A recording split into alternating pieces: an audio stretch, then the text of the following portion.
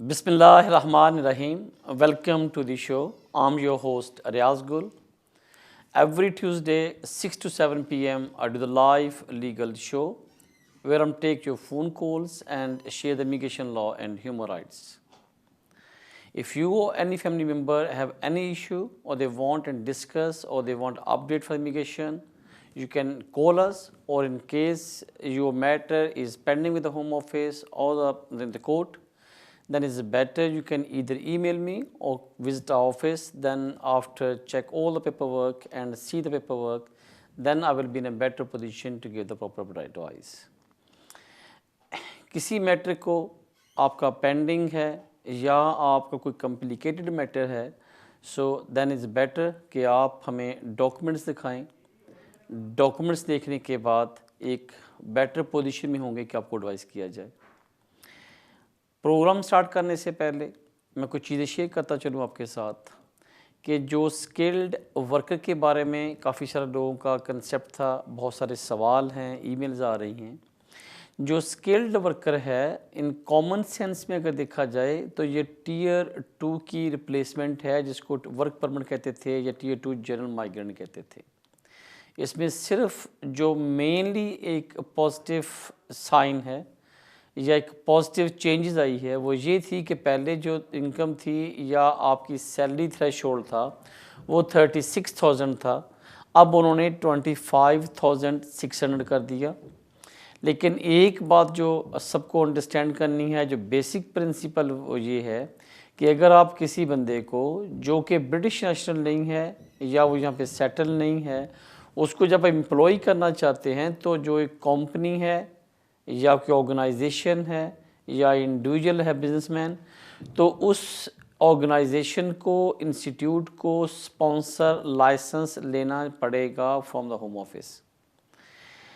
उसके बाद डिपेंड करता है कि क्या जो जॉब है या जो उनका जो जो स्टाफ की रिक्वायरमेंट है, उसका जो प्रोफेशन है, क्या वो शॉर्ट ऑक्यूपेशन लिस्ट के अंदर है या कॉमन लिस्ट के अंदर है.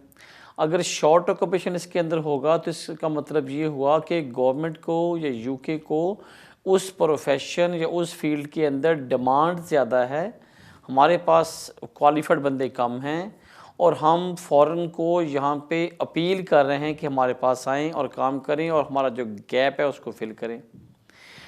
इसके लिए फिर आपको लेबर मार्केट टेस्ट पास करने की ज़रूरत नहीं पड़ती, क्योंकि लेबर मार्केट टेस्ट की कंडीशन ये है कि आपने 28 डेज़ के लिए जॉब सेंटर प्लस और उसके बाद अपने लोकल न्यूज़पेपर और अपनी वेबसाइट पे अपनी जो जॉब है उसको कम से कम 28 डेज़ के लिए अपने एडवर्टाइज करना है. और जितने भी कैंडिडेट अप्लाई करते हैं हमने उसको इंटरव्यू करना है, और उसके बाद अगर आपको बंदा नहीं मिलता जो appropriate to fill the requirement या job the post, then you will be in a position to be sponsor someone from the abroad. But लेकिन अगर वही जॉब या वही प्रोफेशन या वही वैकेंसी जो अवेलेबल है और लकीली उसको शॉर्ट ऑक्यूपेशन लिस्ट में डाला गया है, तो इट मीन कि हमें यहाँ पे शॉर्टेज है, तो फिर आपको लेबर मार्केट टेस्ट पास करने की ज़रूरत नहीं पड़ती. जो रिक्वायरमेंट हैं वो ये कि कंपनी के पास स्पॉन्सर लाइसेंस होना चाहिए. अगर नॉर्मल है तो फिर लेबर मार्केट टेस्ट पास करनी पड़ेगा. अगर शॉर्ट ऑक्यूपेशन इसके अंदर है तो फिर लेबर मार्केट की ज़रूरत नहीं है. नंबर 3 ये है कि जो कंपनी है उसने अपने तमाम डॉक्यूमेंट्स दिखाने हैं, नेमली कि कंपनी यहाँ पे रजिस्टर है, कंपनी के पास यहाँ पे प्रोमिसेस वो टेनेंट हैं, उसके पास लीज़ है या लैंडलॉर्ड है या उनके पास फ्री होल्ड प्रॉपर्टी है, कंपनी की इंश्योरेंस है, HMRC के साथ रजिस्टर्ड हैं, वैट उनके पास पे करते हैं, और उनको अपने कंपनी का एक हायरार्की चार्ट प्रोड्यूस करना पड़ता है कि उसका मैनेजर कौन है, डायरेक्टर कौन है, मार्केटिंग मैनेजर कौन है, फिर स्टाफ क्या है और कौन सी जो पोस्ट है वो अवेलेबल है, और उसके बाद जो पोस्ट है उसकी जो जॉब डिस्क्रिप्शन क्या होगी, सैलरी क्या होगी, क्या ये परमानेंट है या पार्ट टाइम के लिए है, और ऑन टॉप ऑफ दैट जो आपकी जॉब कंपनी है उसकी एक्टिविटीज़ क्या हैं, उसकी सर्विसेज क्या हैं. तो ये एक लिस्ट ऑफ द रिक्वायरमेंट है जो पूरी करनी पड़ती है. लेकिन जब आपको कि इनको 2 फेज़ में होता है, सबसे पहले कंपनी ने स्पॉन्सर लाइसेंस अप्लाई करना है. जब उसको गवर्नमेंट की तरफ से स्पॉन्सर लाइसेंस ग्रांट हो जाएगा, यानी कि कंपनी या organisation will be on the list of the UK sponsor licence, then they will be in a position or they be entitled to be sponsor anybody from the country for to fill the post. तो फिर second phase आता है कि जो candidate है उसकी requirement देखी जाएगी कि उसके पास कौन सी क्वालिफिकेशन है, उसके डॉक्यूमेंट्स क्या है, इंग्लिश क्या है, तो फिर वो अप्लाई करता है। तो स्किल्ड वर्कर का ऑफ कोर्स ये बड़ा एक आजकल न्यूज़ में है और बहुत से लोगों का सवाल था। रिक्वायरमेंट का ज़्यादा नहीं है, लेकिन ऑफ कोर्स इस प्रोसीजर है उसको फॉलो करना पड़ता है। लेकिन मेनली स्किल्ड वर्कर के लिए कंपनी का या एम्प्लॉयर का स्पॉन्सर लाइसेंस होना मस्ट है, और उसके बाद उनकी बाकी जो रिक्वायरमेंट पूरी करते हुए आप किसी को यहाँ पे स्पॉन्सर लाइसेंस अप्लाई कर सकते हो। आज की लेते हैं फर्स्ट कॉल। जी फरमाइए। हेलो हेलो हेलो रियाज साहब जी। Hello madam. हेलो। हाँ जी मैं ਪੁੱਛਣਾ ਸੀਗਾ ਮੈਂ ਡਿਸਕਸ਼ਨ ਲੀਵ ਤੇ ਇੱਥੇ ਤਾਂ ਮੈਂ ਆਪਣੀ ਵਾਈਫ ਲਈ ਅਪਲਾਈ ਕਰਨਾ ਸੀਗਾ ਤੇ ਉਹਦੇ ਵਾਸਤੇ ਕੀ ਮੈਂ ਕਰ ਸਕਦਾ ਅਪਲਾਈ ਔਰ ਇਹਦਾ ਕੋਰਸ ਕੀ ਆ ਕਿਉਂਕਿ ਮੈਂ ਇੱਥੇ ਦੇ ਕਿਸੇ ਲੋਕਲ ਸੋਲਿਸਿਟਰ ਦੇ ਕੋਲ ਗਿਆ ਸੀਗਾ ਤੇ ਉਹਨੇ ਕਿਹਾ ਸੀ ਕਿ ਤੂੰ ਨਹੀਂ ਕਰ ਸਕਦਾ। हाँ जी राइट। अच्छा देखें, ये मेरा ख्याल लास्ट प्रोग्राम में मैंने ये एडवाइस किया था, अभी भी कहता हूँ, जो आपकी डिस्कशन लीव मिली है कि आप अंडर द इमिग्रेशन रूल्स अपने जो स्टेटस था उसको रेगुलेट नहीं कर सके और आपने एप्लीकेशन की ड्यू टू अनफॉर्चुनेटली क्यों आपके स्टेटस में आपका रेगुलेट नहीं था, बट गवर्नमेंट ने या होम ऑफिस ने या वीज़ा ऑफिसर ने आपके सर्कमस्टांसेस को, आपकी जो इमिग्रेशन हिस्ट्री थी यूके के अंदर उसको, और आपकी यहाँ पे जो इंटीग्रेशन हो गई है इस कंट्री के अंदर इकोनॉमिकली, फिज़िकली एंड फाइनेंशियली, उन तमाम चीज़ों को कंसिडर करते हुए आपको एक डिस्कशन लीव ग्रांट की है। इसका मतलब ये है कि आपको गवर्नमेंट ने ऑथोराइज़ किया है कि you can live here, you can work here, you can stay here, और इसके बाद आपके पास राइट है कि आप किसी कंट्री में ट्रैवल करना चाहें तो आप ट्रैवल भी कर सकते हैं। अब बात ये आती है कि क्या ड्यूरिंग दिस टाइम आप अपने स्पाउस को बुला सकते हो? यस, आप बुला सकते हो। जो डिपेंडेंट को ना बुलाने की जो कंडीशन हो सकती है या उस पर एक बार आता है, वो भी ना बुलाने के लिए एक बार आता है, वो ये है कि अगर आप किसी के डिपेंडेंट हैं तो आप अपने डिपेंडेंट को ये डिपेंडेंसी आगे ट्रांसफ़र नहीं कर सकते। ये सिर्फ मोस्ट लाइकली यूरोपियन केसेस में आता है कि अगर आपका लेट्स से फादर या मदर यहाँ पे यूरोपियन नेशनल हैं और आप उनके डिपेंडेंट चाइल्ड हैं, और उसके बाद अगर आप शादी करते हो तो क्या आप अपनी वाइफ को एज ए डिपेंडेंट आप अप्लाई कर सकते हो while you are the dependent of the European national. वहाँ पे एक थोड़ा सा बार और एक रिस्ट्रिक्शन आती है, अदरवाइज़ आपके पास राइट है। आप अगर यहाँ पे आपके पास ब्रिटिश नेशनलिटी हो, आपके पास यहाँ पे PR हो, आपके पास यहाँ पे इंडेफिनिट हो, अगर इवन आपके पास रिफ्यूजी स्टेटस हो और क्लेम करते हुए आप सिंगल थे, आपने बाद में शादी की, तो तब भी आपके पास राइट है कि आप अपने स्पाउस को बुला सको। Same rule will be apply for the discussion leave. Discussion leave जो है वो आपको मिली है on your own status, not depending someone else. तो इसका मतलब ये हुआ कि अगर आपके बाकी चीज़ें पूरी हो रही हैं तो यस, आप अपने डिपेंडेंट को उनकी जो रिक्वायरमेंट है पूरी करते हुए अप्लाई कर सकते हैं। अगर आपने किसी से एडवाइस लिया और उसने कहा कि नहीं कर सकते, तो मेरी स्ट्रांगली आपको एडवाइस होगी कि आप टेक ए सेकंड ओपिनियन और उसे डिस्कस करें, ताकि आपको कोई और चीज़ ना हो तो आपका राइट है, लेकिन डिपेंड करता है कि आपके ऐसी किसी चीज़ ये ना हो कि जो मुझे आपसे बता ना सके या मुझे पता नहीं, तो वो आपके अंदर जो आपके एप्लीकेशन के अंदर आप कोई हर्डल पैदा ना कर रही हो। अदरवाइज़ जो राइट कि आप अपनी वाइफ को शादी करके यहाँ पे बुला सकते हैं। आपकी कॉल का शुक्रिया। लेते हैं नेक्स्ट कॉल। जी फरमाइए। हेलो, अस्सलाम वालेकुम जी। जी वालेकुम अस्सलाम जी। हाँ जी रियाज साहब, मेरे पास मैं आयरिश नेशनल हूँ। मैंने प्री सेटल स्टेटस अप्लाई किया था, राइट, और उन्होंने मुझे ग्रांट कर दिया 2 साल का प्री सेटल स्टेटस। राइट। तो मैं अपनी वाइफ, मेरी पाकिस्तानी पासपोर्ट है, उसके पास, हम आयरलैंड में रह रहे हैं, बच्चे के पास आयरिश पासपोर्ट है। मैं 31 दिसंबर के बाद अपने वाइफ को अप्लाई अगर करना चाहूँ तो उसका क्या तरीका है? प्लस मेरे पेरेंट्स पाकिस्तान में है, पाकिस्तानी पासपोर्ट है, अगर उनको as a pre settle EU family member में अप्लाई करना चाहूँ तो 31 के बाद मैं क्या कर सकता हूँ उसके बारे में? आपने क्यों ये सोचा कि आपने 31 के बाद ही अप्लाई करना? कोई रीज़न या just as a courtesy? Sir मैं अभी ये कोरोना की वजह से थोड़ा सा, मैं आयरलैंड में ही हूँ तो इस वजह से मैं जॉब की तो मुझे ऑफर है, इसलिए मैं स्टक हूँ, तो इसलिए मैं ये थोड़ी सी एडवाइस लेना चाहता था कि 31 ओके, आपकी कॉल का शुक्रिया मेरे भाई। ब्रेग्जिट साइन हुआ है 31 जनवरी 2020 और 1 साल का ग्रेस टाइम था जो कि 11 मंथ का, जो कि ख़त्म होने जा रहा है 31 दिसंबर दिस ईयर आफ्टर 7 डेज। उसके पहले ये लॉ है कि जो यूरोपियन यूके के अंदर रह रहे हैं वो अपने आप को प्री सेटलमेंट पे और अपने बच्चों को यहाँ पे ला के वीज़ा अप्लाई करके यहाँ पे अप्लाई कर सकते हैं।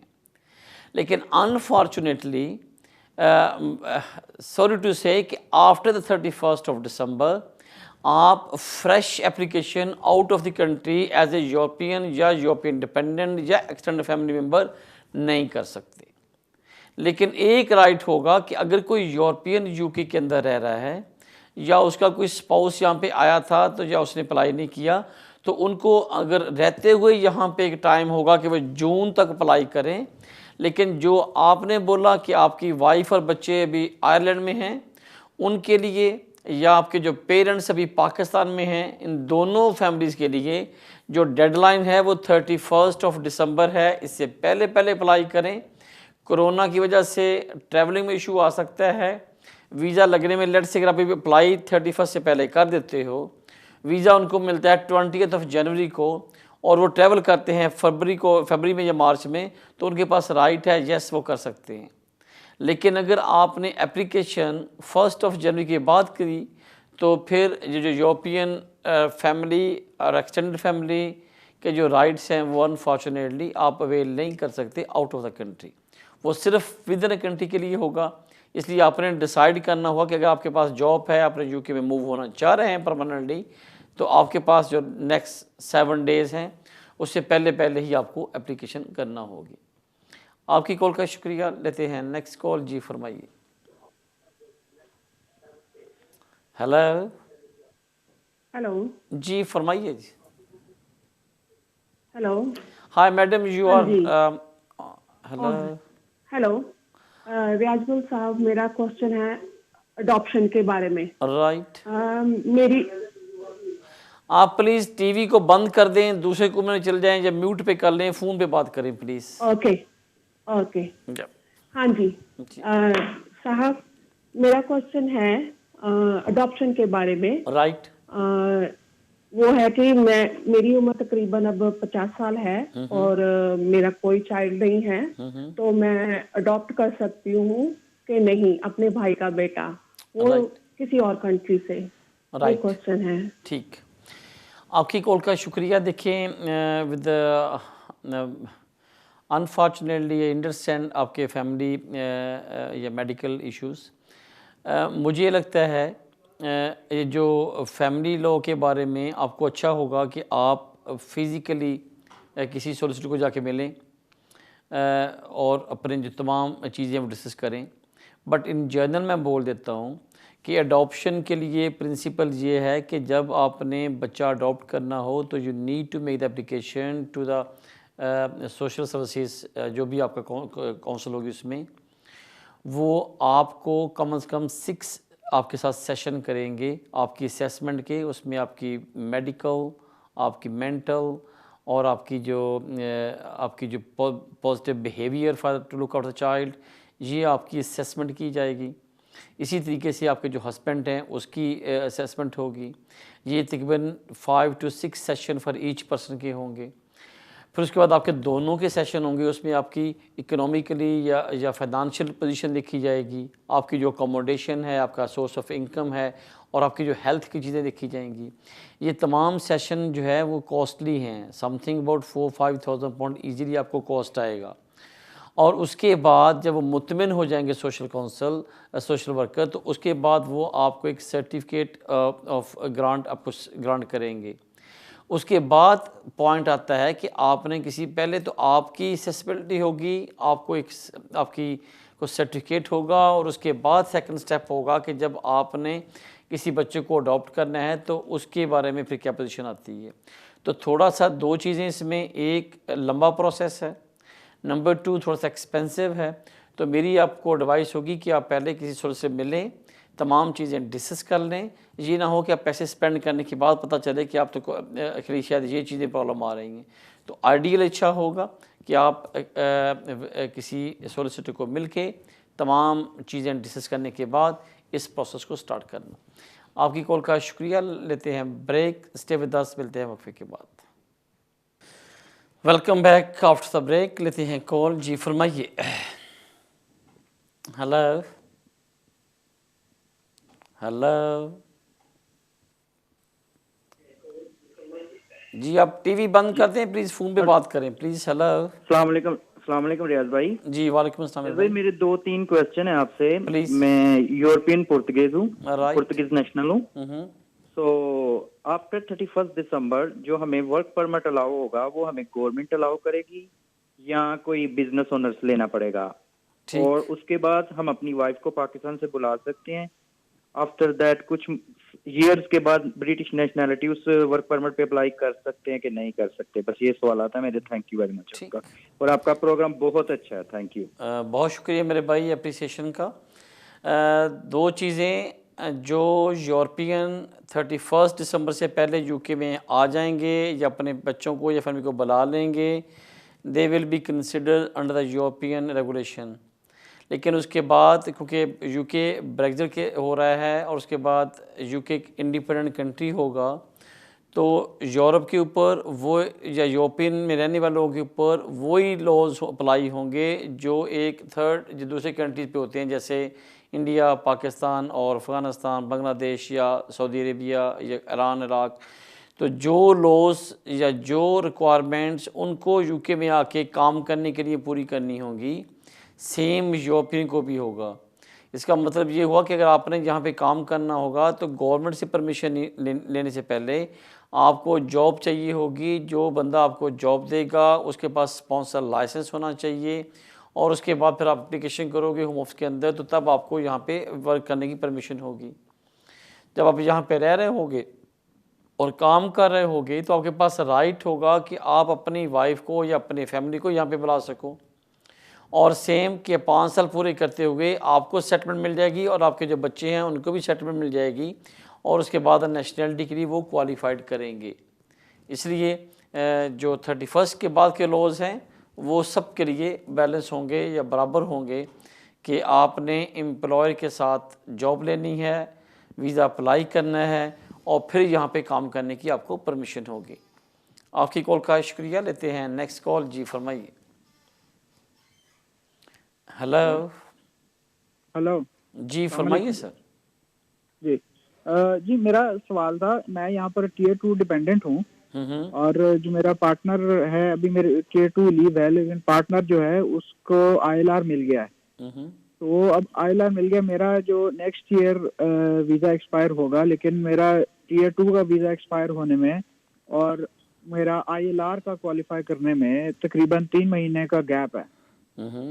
तो मैं क्या ऐसे कर सकता हूँ कि एप्लीकेशन करूँ टीयर 2 डिपेंडेंट की, और उसके बाद अगर 3 महीने तक वो डिसाइड नहीं होती तो मैं एप्लीकेशन विदड्रॉ कर सकता हूँ या वेरी कर सकता हूँ और ILR की डाल सकता हूँ?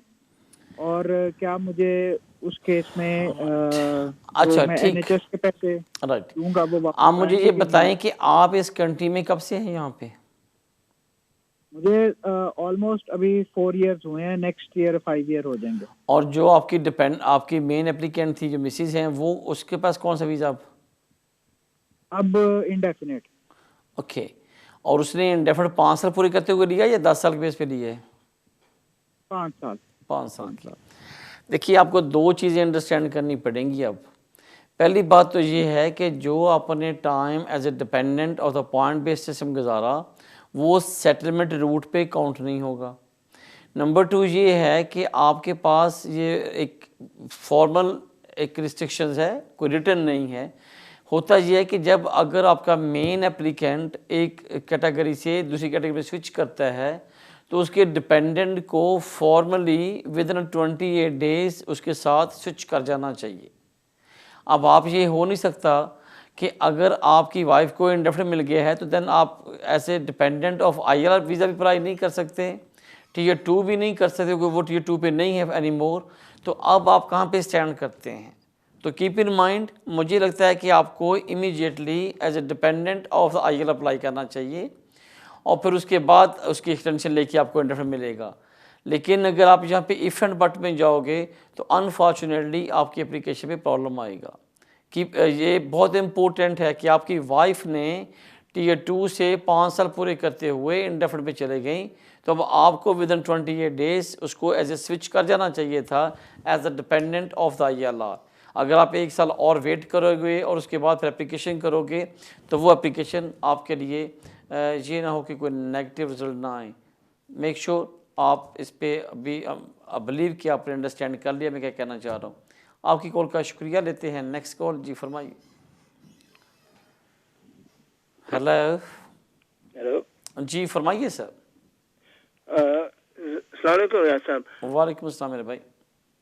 जी ऐसा है कि वो पाकिस्तान में है, माँ बेटी है, तो जो बेटी जो है वो इधर पैदा हुई थी यूके में, तो अभी नेक्स्ट ईयर वो 18 की हो जाएगी, तो उसका जो है वो पासपोर्ट या नेशनलिटी वगैरह अप्लाई करनी है, तो पाकिस्तान में ही है वो जी, तो वो क्या किस तरह कर सकते हैं? ओके, जो माँ है उसके पास नेशनलिटी कौन सी है? पाकिस्तान। ओके, तो बच्ची की नेशनलिटी कैसे मिलेगी? उनमें से one of the parents is British national और नो? यस, बाप है। तो बाप कहाँ पे है? वो इधर ही है। ओके, और बच्ची यहाँ पैदा हुई थी पाकिस्तान में? जी, उन्होंने भी जो है वो अबैंडन कर दिया है, छोड़ दिया है, तो अभी वो पाकिस्तान में है, and they want to come over here। Okay, thank you आपकी मेरे भाई सवाल का। देखिए, पहली बात तो ये है कि अगर जो बच्चा किसी की शादी होती है और वो ब्रिटिश नेशनल है जो आपके केस में है, पर्सन जेंटलमैन ब्रिटिश था, उसने पाकिस्तान शादी की, उसकी बच्ची पैदा हो गई, अगर तो बच्ची के पैदा होने के time one of the parent is a British national, whether child is born in the UK and the Pakistan, फिर तो वो क्वालिफाइड करता है, बट सब्जेक्ट टू द जो ब्रिटिश सिटीज़न है वो उस एप्लीकेशन को सपोर्ट करे। जब बच्ची की एप्लीकेशन करेंगे तो आपने सबसे पहले जो उसका फादर है वो एप्लीकेंट होगा या गार्डियन एप्लीकेंट होगा इस केस के अंदर, वो अपने तमाम सपोर्टिंग डॉक्यूमेंट्स, मैरिज सर्टिफिकेट, अपना ब्रिटिश पासपोर्ट और वो लगाएगा कि मेरी बच्ची है, मैं इसका बायोलॉजिकल फादर हूँ, वो पैदा हुई है और उसको ब्रिटिश पासपोर्ट दिया जाए। अगर वो सपोर्ट नहीं करता, अपने डॉक्यूमेंट्स नहीं देता, तो फिर थोड़ा सा मुश्किल होगा इस केस को इस्टेब्लिश करना, या हम उससे क्वेश्चन पूछेगा तो उसमें भी प्रॉब्लम आएगी। तो उसके बगैर उनका प्रॉब्लम आ रहा है। आप ये देख लें, अगर फादर चाहता है तो फिर ना अप्लाई किया जा सकता है, लेकिन अगर ओनली चाइल्ड अप्लाई मदर चाहना चाहती है जो कि पाकिस्तान में है, पाकिस्तानी नेशनलिटी है और बच्ची के पास कोई स्टेटस नहीं है, तो फिर अनफॉर्चुनेटली मुश्किल होगा। बट स्टिल आपके पास राइट है कि ये कुछ डॉक्यूमेंट्स लेके, तमाम चीज़ें देख के आप किसी वकील को जाके मिलें। ये शायद लाइफ या इतने शॉर्ट टाइम में इस केस को डिस्कस नहीं किया जा सकता। बेटर होगा कि अगर तो आपके पास कोई डॉक्यूमेंट या एविडेंस हैं, कोई चीज़ें हैं, तो लेके किसी सोलिसिटर के पास चले जाएं, उनसे डिस्कस करें ताकि वो तमाम पेपर को देखते हुए एक बेहतर एडवाइस कर सकें। आपकी कॉल का शुक्रिया लेते हैं। नेक्स्ट कॉल, जी फरमाइए। हेलो जी, अस्सलाम वालेकुम। वालेकुम अस्सलाम जी। जी रियाज, मेरे 2 क्वेश्चन थे प्लीज। मैं यहाँ पर ब्रिटिश सिटीजन हूँ, राइट, और मेरी फैमिली का मैंने इंडेफिनिट अप्लाई करना है जी मार्च में, उनके 5 साल पूरे होंगे राइट, मार्च 4 मार्च को। पहला सवाल मेरा ये है कि क्या मैं 28 दिन पहले वाले बाय लॉ उनका वीजा अप्लाई कर सकता हूँ? राइट, पहला सवाल ये है। और सेकंड क्वेश्चन ये है कि जो अब प्रीमियम सर्विस है, अगर मैं उनका प्रीमियम सर्विस में ऑनलाइन अप्लाई करता हूँ तो उसमें जल्दी आने के चांसेस हैं जो आपके, क्योंकि जो कोरोना वायरस की वजह से क्वेश्चन आपका है? कोई आपका और भी क्वेश्चन है? बस 2 क्वेश्चन है जी। जी थैंक यू वेरी मच, ये 2 सवाल।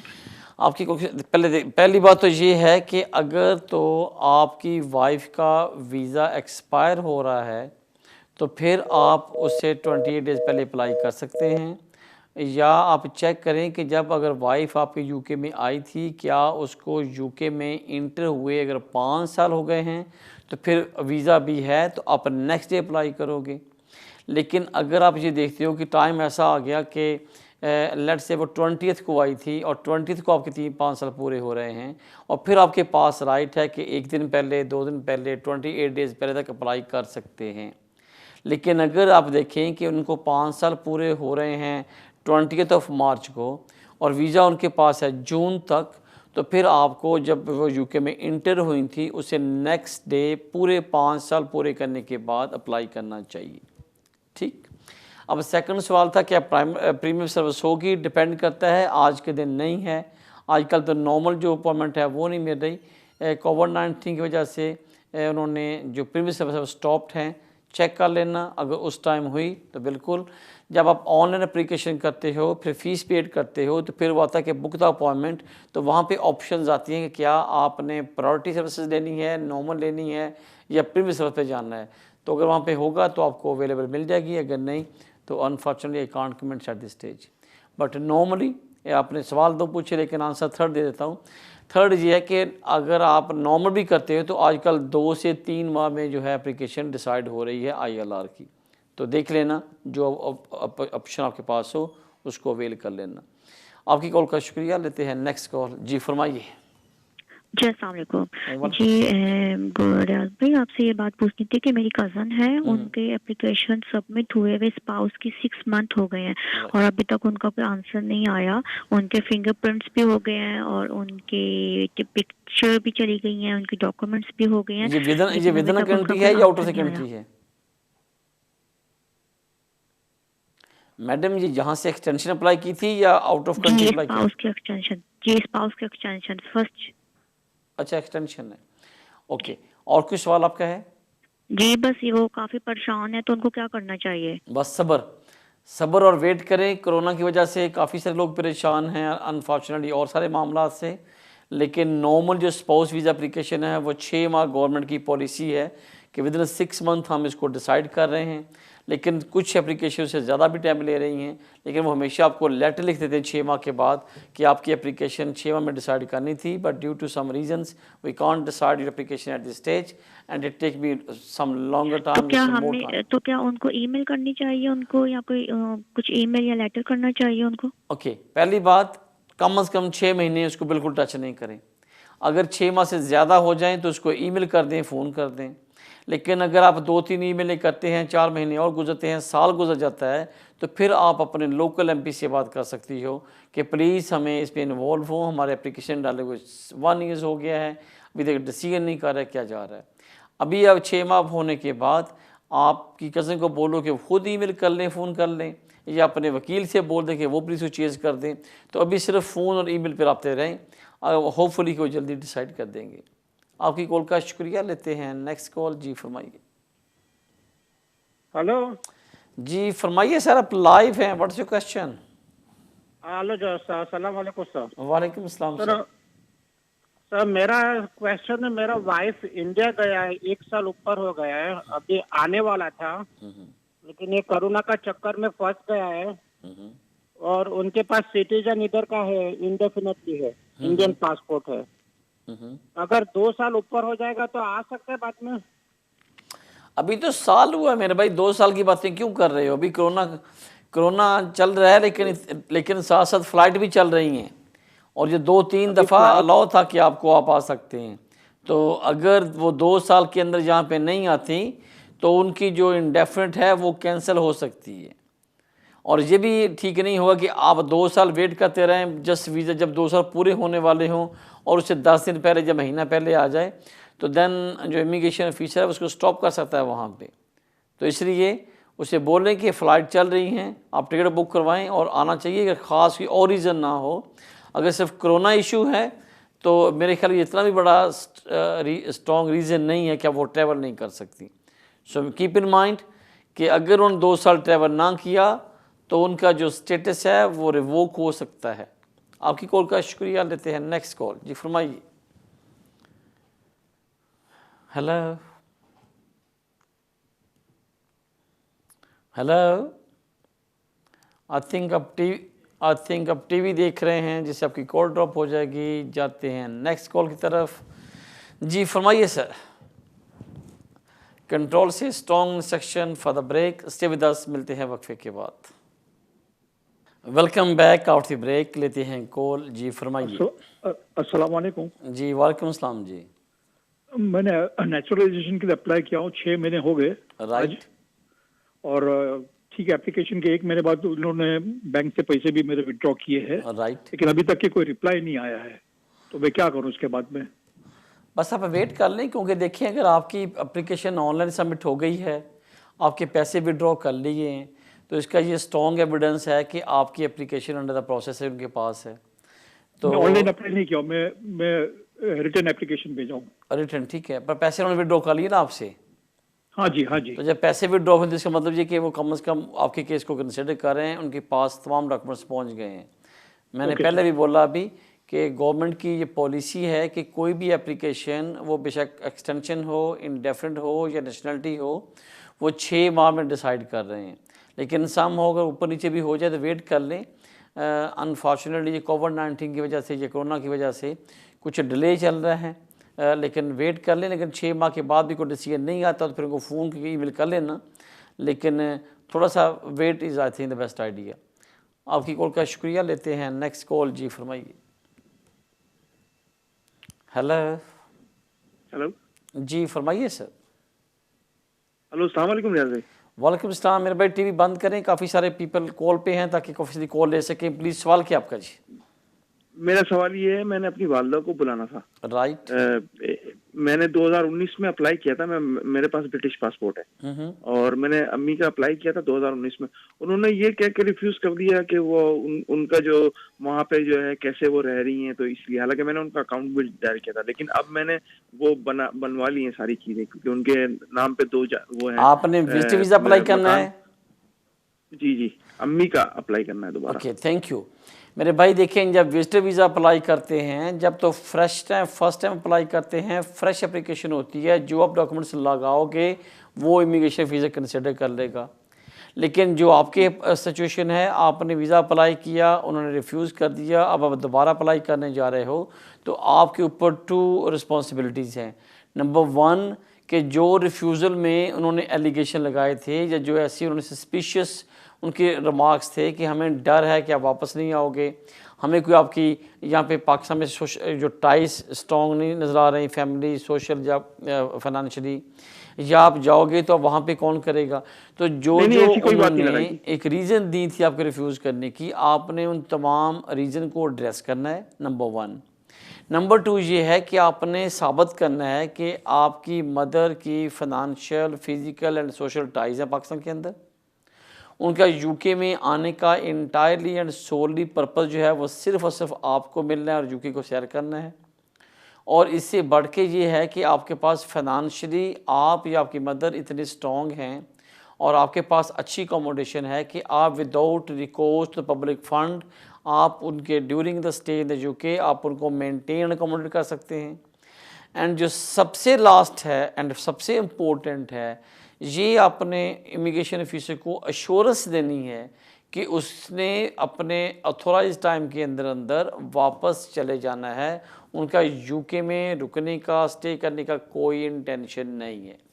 अगर ये 5 चीज़ें आप अच्छे तरीके से एड्रेस करते हो, तमाम जो बात करोगे उसका एविडेंस देते हो, डॉक्यूमेंट्री उसके साथ अटैचमेंट करते हो, तो मेरे ख्याल इमिग्रेशन के ऑफिसर के लिए थोड़ी सी कंफर्टेबल जोन में हो जाएगा कि वो आपके फेवर में डिसीजन दे सके। आप अप्लाई कर सकते हैं, आपके पास राइट है, लेकिन this is not ideal time. अगर आपने विजिट अप्लाई करना है तो मेरे ख्याल में 2-3 महीने वेट कर लें। कोविड-19 है, अनफॉर्चुनेटली जो यूके है वो आई am not saying 100%, the medium lockdown के अंदर है। तो बेहतर होगा कि अगर कोई ख़ास रीज़न ना हो तो आप थोड़ा सा वेट कर लें, और वो बेहतर होगा कि अगर आप मार्च अप्रैल में अप्लाई करने की कोशिश करेंगे तो ताकि आपके कोई प्रॉब्लम ना आए। आपकी कॉल का शुक्रिया, लेते हैं नेक्स्ट कॉल। जी फरमाइए। हेलो हेलो, अस्सलाम वालेकुम। जी वालेकुम अस्सलाम। मैडम फरमाइए, आपका सवाल क्या है? रियाज भाई, मेरे 3 बच्चे हैं ब्रिटिश, राइट। और मुझे 10 साल की बेस पे उन्होंने वीजा दिया था। राइट। तो मैंने अपनी एक्सटेंशन के लिए अब अप्लाई किया था अगस्त में। राइट। तो मुझे अभी तक ना तो कोई जवाब आया, ना बायोमेट्रिक के लिए बुलाया मेरी गया। बहन, मेरा अभी सवाल अगस्त ये गुजरा था है, कि 2 महीने, अगस्त के बाद सितंबर, अक्टूबर, नवंबर, दिसंबर, 3 महीनों में कुछ डिसीजन नहीं आ रहा। अभी आजकल कोविड-19 है, 6 महीने में डिसीजन ले रहे हैं। और दूसरी बात ये कि आप यूके में रह रही हैं, और थर्ड ये है कि जो आपका टाइम गुजरा है वह पर लीगल ही काउंट होगा। अगर आपको 6 महीने, साल के बाद वीज़ा भी लग के आता है, तो जो आपने टाइम यहाँ पे गुजारा वो आपके 10 साल की कॉन्टीन्यूस के अंदर आएगा। आप जब यूके में आपको फर्स्ट टाइम आपको वीज़ा मिला था यहाँ पे लीगल 10 साल की बेस वाला, फ्रॉम दैट डे टू अपने 10 ईयर्स पूरे करने हैं, तो इसलिए आपको वरी करने की ज़रूरत नहीं है। सफ़र वैसे मना आजकल, तो थोड़ा सा सब्र करें।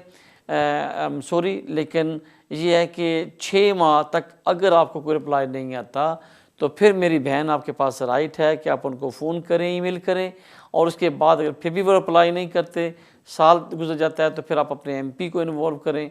और अगर फिर भी नहीं सुनते तो फाइनल ऑप्शन होती है कि आप प्री एक्शन प्रोटोकॉल करें, कोर्ट में लिखे जाएं कि मेरा केस 2 साल से पेंडिंग है, सिंपल केस था, डिसीजन नहीं लिया, फिर राइट है। ये 3 स्टेप हैं। खुद वेट, फिर आप ईमेल करें, फ़ोन करें by your self and solicitor, फिर उसके बाद एमपी और प्री एक्शन प्रोटोकॉल, और फाइनल पे कोर्ट आता है। लिहाजा इसलिए देख लें कि आप कहाँ पे स्टैंड करते हैं। आपकी कॉल का शुक्रिया, लेते हैं नेक्स्ट कॉल। जी फरमाइए। हेलो जी, अस्सलाम वालेकुम। वालेकुम अस्सलाम। जी फरमाइए सर। जी जी, रियाज साहब, मैंने अभी आपको पहले कॉल किया था अपनी फैमिली का इंडेफिनेट अप्लाई करने की डेट्स के बारे में। राइट। मुझे थोड़ी सी कंफ्यूजन थी। एक्चुअली 4 मार्च को 2021 में उनके 5 साल पूरे होंगे। वो यूके में कब इंटर हुई? वीजा मिला हुआ है जी, वो यूके में मेरे भाई कब इंटर हुई थी? जी 4 मार्च 2016 को जी। ठीक, ओके। और वीज़ा कब एक्सपायर हो रहा है? जी, वीजा उनको जो मिला हुआ है वो 28 मई 2021 तक का मिला हुआ है। ओके, थैंक यू मेरे भाई। वो 4 मार्च को इंटर हुई थी, तो उनके पास राइट है कि वो 5 और 6 मार्च को अप्लाई करें, उससे 28 डेज़ पहले अप्लाई ना करें। जहाँ पे अपने 5 साल वेट कर लिया, 28 दिन और वेट कर लेना। रीज़न ये है कि अगर उनका वीज़ा भी 5 मार्च को ख़त्म हो रहा होता, तो उनके पास राइट था कि वो 28 डेज़ पहले कर लें। अब उनका वीज़ा ख़त्म हो रहा है मई के एंड में या मई में, तो आपके पास वीज़ा 5 साल पूरे करने के बाद भी 2 महीने का वीज़ा है, तो इसलिए 5 साल पूरे एग्जैक्टली पूरे करने के वेरी नेक्स्ट डे अप्लाई करना। पहले अप्लाई करोगे, अनफॉर्चुनेटली कुछ केसों में नेगेटिव रिज़ल्ट आया है, तो फिर फ़ायदा कोई नहीं। आपने सिर्फ 28 डेज से कुछ फ़र्क भी नहीं पड़ने वाला, और आपकी इंडेफिनिट की फ़ीस भी काफ़ी हाई है। तो I am not suggesting to take any single risk यहाँ पे। आप तो मेरे ख्याल में अगर आप बोल रहे तो 2400 का रिस्क ले रहे हो, मैं शायद सजेस्ट नहीं करता आपको। तो इसलिए बेहतर होगा कि आप 5 मार्च के बाद अप्लाई करना, क्योंकि आप 5 मार्च को यहाँ पे आई थी, 5 मार्च टू 5 मार्च उनके 5 साल पूरे हो जाएंगे, और 6 को या 7 को अप्लाई कर लें, फिर आपको कोई किसी किस्म का फियर या डर नहीं होगा। आपकी कॉल का शुक्रिया, लेते हैं नेक्स्ट कॉल। जी फरमाइए। हेलो हेलो, प्लीज़, क्वेश्चन क्या आपका? जी अस्सलाम वालेकुम। वालेकुम सलाम। मैडम क्विकली सवाल क्या है? काफ़ी लोग क्यू पे हैं, आज काफ़ी कॉल लेनी है, प्लीज़। जी, मेरा सवाल ये है कि मैं स्पाउस वीज़ा पर हूँ, और मेरा 5 साल की मुद्दत पूरी हुई है अक्टूबर 2020 में, और मेरा वीज़ा है मार्च 2021 तक। तो मुझे कब अप्लाई करना चाहिए? एक तो मेरा ये सवाल है। दूसरा ये कि मैं ILR के लिए अप्लाई कर रही हूँ, तो मुझे life in the UK test देना लाजमी है? आप टियर 2 पे है ना मेरा ख्याल है? जी जी। और आपको 5 साल अक्टूबर में हो गए हैं? जी, अक्टूबर में मेरे कंप्लीट हो गए। आप अक्टूबर में यहाँ पे आई थी, अक्टूबर को 5 साल हो रहे हैं, लेकिन वीज़ा आपका मार्च तक है। आपके पास राइट था कि आप जब यूके में 5 साल पूरे हुए थे, very next day visa apply कर सकती थी। उसके लिए आपकी 3 रिक्वायरमेंट हैं। नंबर 1 कि आपने यहाँ पे एग्जैक्टली 5 साल पूरे कर लिए। नंबर 2 कि आप की जो life in UK and B1 test pass कर लिया, और थर्ड ये कि जो आपका एम्प्लॉयर है उसके पास लाइसेंस है और वो आपको अभी भी कैरी ऑन कर, आपकी जो जॉब है वो आपकी कैरी ऑन है। 3 कंडीशन, 1 इज 5 साल की आपका इमिग्रेशन स्टेटस, नंबर 2 आपने इंग्लिश के दोनों एग्ज़ाम पास कर लिए, थर्ड ये कि आपका एम्प्लॉयर के पास अभी भी स्पॉन्सर लाइसेंस है, आपकी जॉब अभी भी वहाँ पे सब्सिस्टिंग है और वो आपको स्टिल कैरी ऑन करना चाह रहा है सेम जॉब के लिए। तो 3 चीज़ें पूरी करते हुए आपके पास राइट है कि इमीडिएटली आप कर सकते हो। अक्टूबर में 5 साल पूरे हो गए हैं, अगर आपने life and UK test pass कर लिया है या B1 पास कर लिया है तो आप इमीडिएटली अप्लाई कर सकती हैं। आपकी कॉल का शुक्रिया। लेते हैं नेक्स्ट कॉल। जी फरमाइए। हेलो। अस्सलाम वालेकुम रियाज साहब। वालेकुम अस्सलाम मेरे भाई, कैसे हैं आप? जी ठीक रियाज साहब, आप ठीक हैं? अल्लाह का शुक्र। सवाल क्या आपका जी? रियाज साहब मेरा सवाल थोड़ा सा लंबा है। मैं 2010 में स्टूडेंट वीजे पे आया था। शॉर्ट करना थोड़ा सा प्लीज। लास्ट क्या हुआ बता दें मुझे प्लीज।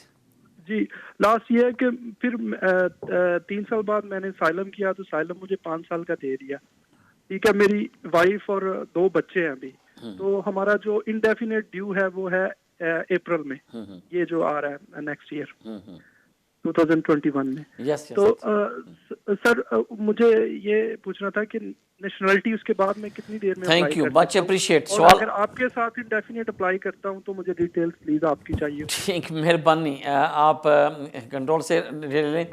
राइट, सवाल ये है कि आपने जो इंडेफिनेट है वो आपको मिलना है आपके रिफ्यूजी स्टेटस की वजह से। उसकी कंडीशन ये है कि आपने यहाँ 5 साल पूरे कर लिए, आपके बच्चों ने 5 साल पूरे कर लिए और आपको यहाँ पे इंडेफिनेट मिल गया। अब सवाल आएगा आपका कि नेशनलिटी कब अप्लाई करते हो। नेशनलिटी की जो कंडीशन वो ये है कि जब आप यहाँ पे अगर आपने लास्ट 10 ईयर्स में एक दिन भी इलीगल या ओवरस्टे गुजारा है तो वो आपकी नेशनलिटी के अंदर प्रॉब्लम आएगा। इसका मतलब ये हुआ कि जो आपने स्टूडेंट पे टाइम गुजारा था उसके बाद फिर 2 साल इलीगल हो गया या स्टेटस नहीं था या कुछ भी आप या जुडिशल रिव्यू में चले गए थे तो आपकी जो 3C थी वो ब्रेक हो गई। आपको जो नेशनलिटी के लिए टाइम काउंट करना पड़ेगा वो करना पड़ेगा 2015 का या 14 का, जब आपको रिफ्यूजी स्टेटस मिला था, 5 साल का वीज़ा मिला और आपने 5 साल पूरे करते हुए इंडेफिनेट अप्लाई किया। तो इसका मतलब ये हुआ कि आपने टोटल 10 ईयर्स लीगल यूके के अंदर गुजारने हैं। So 10 consecutive legal years will be I think start 15-16। तो यूँ समझ लें कि आपने 2025 में या 6 में जब पूरे हो रहे होंगे 10 साल, तब आप और आपकी फैमिली सारे क्वालिफाइड करेंगे कि वो नेशनलिटी अप्लाई करें।